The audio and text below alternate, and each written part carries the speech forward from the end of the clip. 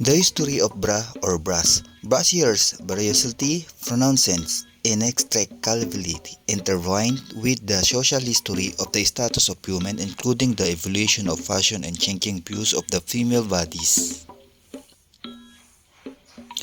Women throughout history have a use of a variety of garment and device to support, cover, retrain, reveal, or no, defining the appearance of these breasts.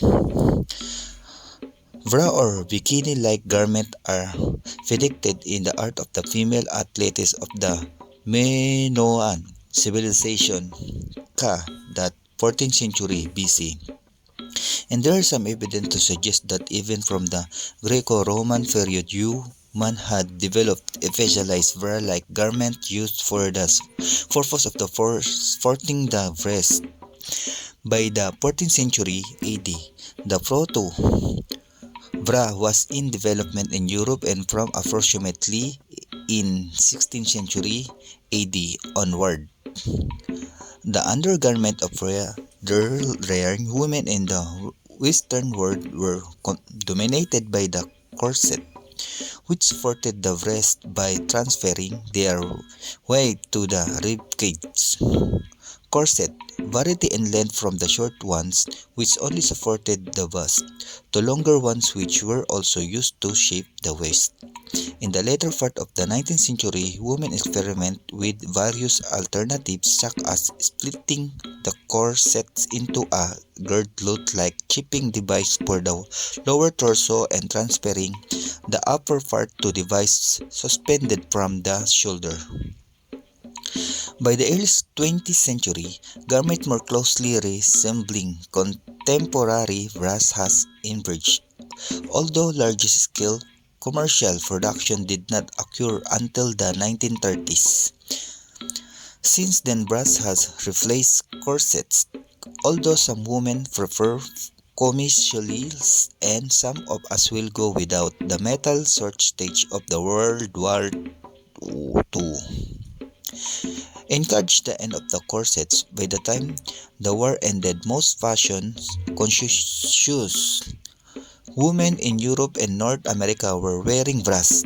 From their far, the bra was adopted by the women in Asia, Africa, and Latin America. The Middle Age.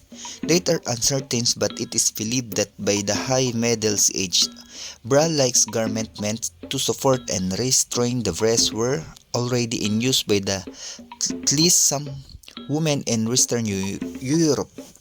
Both Henry de Mondeville, surgeon to King Philip the Fair of France, and the Conrad Stoll, writing over 100 years apart, c. 1315 and c. 1480, respectively, mention brass bag or shirt bag with bags that women used to contain their brass dolls called their inventions incident. And another anonymous writer of the 15th century's Germany talked of how many women would make these garments and then wear them, and you say of one of women, all the young men that look at her can see her beautiful dress. Unlike the Greek inscription, there is quite a bit of visual evidence of this garment existing mostly from the 15th century in the form of playing cards, illustrated manuscripts, and more the fashion worn by women of status in this period probably necessitated the wearing of specialized undergarment because of the limited separated position of the breast, which could only be achieved by the presence of separated cups. Until 2008, however, no physical evidence of this sort of undergarment had ever been found, but that year found lace decorated fragments of an underclothing were discovered among 3,000 textile fragments during the renovation project in Levert Castle, Australia. All four garments were carbon dated to the 15th century and illustrated their different style. The first and second are higher neck with fabric stretching above the cup to cover the decolletage and are sleeves and cut just below the bust. The third has two broad shoulder straps and two possible back straps.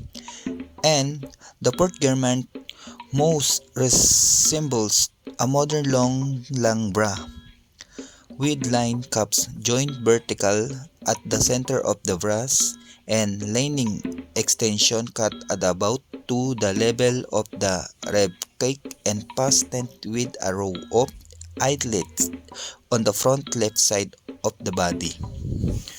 Though one of these fragments have attached scratches like the garment depicted in the visual evidence too, there is reason to believe that original this was not the case and that sometimes before the fragmented garment were discarded, the skirts were removed, perhaps in order to rescue the fabric they were made of.